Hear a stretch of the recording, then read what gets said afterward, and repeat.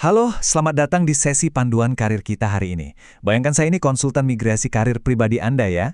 Misi utama saya hari ini sederhana saja. Saya ingin melindungi impian karir luar negeri Anda dari yang namanya mimpi buruk birokrasi. Jujur saja, banyak banget profesional hebat yang gagal terbang, bukan karena mereka kurang jago, tapi sekedar karena tersandung urusan dokumen dasar. Nah, di pembahasan kali ini kita bakal kupas tuntas cetak biru supaya Anda benar-benar siap secara hukum untuk menembus pasar global. Coba bayangkan skenario ini deh. Anda udah capek-capek lolos wawancara super ketat.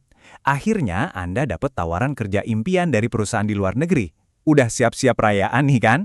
Tapi tiba-tiba aplikasi visa kerja Anda ditolak. Kok bisa? Alasannya sepele tapi fatal. Dokumen Anda tidak terverifikasi secara internasional. Kasarnya gini, dapat tawaran kerja bergaji tinggi di luar negeri, itu nggak ada artinya sama sekali kalau ujung-ujungnya visa ditolak cuma karena ijazah Anda nggak diakui di negara tujuan. Nah, biar kejadian kayak gitu nggak menimpa Anda, hari ini kita punya 5 agenda penting. Pertama, kita bongkar rahasia sukses karir global. Kedua, dokumen apa saja yang wajib buat apostil. Ketiga, langkah-langkah mengurusnya. Keempat, kenapa Anda harus mulai lebih awal. Dan terakhir, rincian biaya yang perlu disiapkan. Oke, kita masuk ke bagian pertama, rahasia sukses karir global. Jadi, apa sih sebenarnya apostil itu? Gampangnya, anggap saja apostil ini semacam paspor internasional khusus buat ijazah Anda. Secara hukum, ini adalah sertifikat legalisasi yang diakui secara global berdasarkan Konvensi Den Haag tahun 1961. Sertifikat sakti ini dikeluarkan oleh otoritas resmi buat ngejamin kalau ijazah Anda itu 100% asli, sah, dan siap dipakai di lebih dari 120 negara anggota. Kalau nggak ada apostil ini, wah, gelar yang Anda kejar bertahun-tahun sampai begadang itu ya cuma dianggap selembar kertas biasa sama perusahaan asing. Dulu nih, sebelum Indonesia gabung konvensi ini di tahun 2021, legalisasi dokumen itu perjalanannya panjang dan bikin pusing. Anda harus bolak-balik Kementerian Luar Negeri, terus lanjut lagi ke kedutaan negara tujuan.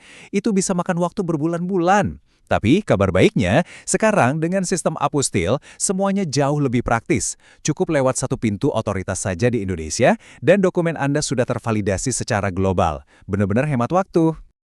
Sekarang kita lanjut ke bagian kedua. Dokumen wajib untuk apostil. Waktunya nyiapin persenjataan Anda. Ini dia daftar dokumen yang mutlak harus ada. Ingat ya, perusahaan dan pihak imigrasi di luar negeri itu butuh bukti yang kuat banget soal kompetensi akademik Anda. Pertama, pastinya ijazah asli. Kedua, transkrip nilai asli buat nunjukin detail mata kuliah Anda. Ketiga, buat beberapa kasus, Anda mungkin butuh surat keterangan universitas yang menegaskan kalau Anda beneran alumni di situ. Keempat, terjemahan tersumpah. Ini wajib kalau dokumen awal Anda masih berbahasa Indonesia. Dan kelima, pastinya siapkan KTP atau dokumen identitas buat keperluan administrasinya. Tolong perhatikan baik-baik bagian ini. Ini sangat krusial. Anda wajib pakai ijazah asli, nggak ada tawar-menawar. Fotokopi, biarpun udah dilegalisir basah dan banyak stempelnya, itu bakal langsung ditolak mentah-mentah untuk proses apostel utama.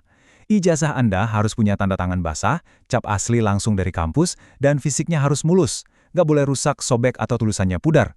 Kalau ijazah asli Anda hilang atau rusak, waduh, mending buruan urus duplikat resminya ke kampus sekarang juga. Jangan buang waktu dan uang nyoba-nyoba pakai fotokopi ya. Lanjut ke bagian ketiga, langkah tepat mengurus apostil. Nah, prosesnya ini berjalan secara berurutan, nggak boleh ada yang terlewat. Langkah pertama, legalisir di kampus Anda dulu. Pastiin ijazahnya punya cap dan tanda tangan pejabat yang berwenang dari universitas. Langkah kedua, bawa dokumen tadi ke penerjemah tersumpah. Mereka ini penerjemah resmi bersertifikat yang bakal menerjemahkan ijazah dan transkrip Anda ke bahasa Inggris atau bahasa negara tujuan, sekalian ngasih cap khusus biar sah secara hukum. Langkah ketiga, baru deh ajukan seluruh paket dokumen tadi buat diapostil di Kementerian Hukum dan HAM. Oh ya, sebagai catatan tambahan, kadang buat dokumen akademik tertentu, Anda mungkin disyaratkan legalisir ke Kementerian Pendidikan dulu sebelum ke Kemenkumham. Walau sekarang kebanyakan udah bisa langsung. Masuk ke bagian keempat, mengapa harus mulai lebih awal? Ini peringatan yang mendesak banget buat Anda. Sebagai konsultan Anda, saya harus kasih tahu realita di lapangan. Banyak yang mikir, gampang, baca di internet katanya proses di Kemenkumham cuma butuh 3-7 hari kerja. Betul sekali, tapi itu kan cuma menghitung saat dokumen udah diverifikasi di sistem mereka. Coba kita visualisasikan timeline secara utuh. Dari hari pertama Anda ngurus legalisir kampus, nyari penerjemah tersumpah, antri sampai akhirnya si sertifikat apostil ini benar-benar ada di tangan Anda, itu total keseluruhan prosesnya memakan waktu 2-4 minggu penuh. Makanya, ini nasihat terkeras saya hari ini. Jangan pernah menunggu penawaran kerja turun, baru Anda panik berlari ngurus apostil. Perusahaan asing dan pihak imigrasi itu punya batas waktu penyerahan dokumen legal yang super ketat. Kalau Anda baru mulai proses yang makan waktu 4 minggu saat tawarannya datang, kemungkinan besar Anda bakal melewati deadline. Visanya tertunda, atau skenario terburuknya, perusahaan terpaksa nalik balik tawaran kerja itu dan ngasih posisi Anda ke kandidat lain yang dokumennya udah siap. Nyesek banget kan? Terakhir, bagian kelima, rincian biaya yang diperlukan. Biar persiapan makin matang, ini gambaran komponen finansial yang perlu Anda anggarkan. Pertama, ada biaya legalisir universitas. Nominalnya sih beda-beda ya, tergantung kebijakan kampus masing-masing. Kedua, biaya penerjemah tersumpah, yang umumnya dihitung per halaman dokumen. Ini mutlak buat ijazah dan transkrip Anda. Ketiga, biaya resmi Kemenkumham buat penerbitan apostil. Ini tarif tetap negara. Nah, yang keempat ini Anda punya opsi pakai jasa profesional atau agensi. Meskipun nambah biaya awal, tapi kalau ngomongin efisiensi waktu, tenaga, dan garansi terhindar dari salah prosedur yang bikin ditolak, seringkali investasi tambahan buat agensi ini jadi langkah yang sangat sepadan dan cerdas. Satu tips krusial lagi nih, pastikan Anda memproses semuanya sekaligus secara efisien. Ingat loh, perusahaan di luar negeri kadang mintanya macam-macam. Nggak cuma ijazah, Anda mungkin juga butuh apostil untuk akta kelahiran, buat verifikasi identitas dasar, akta perkawinan kalau berencana bawa pasangan, SKCK buat keperluan background check, dan sertifikat profesional kalau Anda kerja di sektor medis atau teknik yang butuh lisensi khusus. Cek baik-baik persyaratannya, dan urus semua dokumen ini sekalian dalam satu siklus pengajuan biar nggak kerja 2 kali. Sebagai penutup, saya ingin Anda merenungkan satu hal ini. Jangan pernah biarkan birokrasi menghambat impian internasional Anda. Anda udah bekerja keras bertahun-tahun demi gelar Anda. Anda udah berjuang melewati wawancara tingkat global yang penuh persaingan. Tolong, lindungi semua usaha keras itu.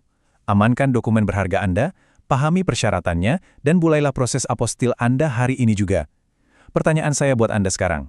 Kalau besok pagi perusahaan impian Anda minta dokumen legal dikirim saat itu juga, apakah ijazah Anda udah benar-benar siap dan sah secara internasional?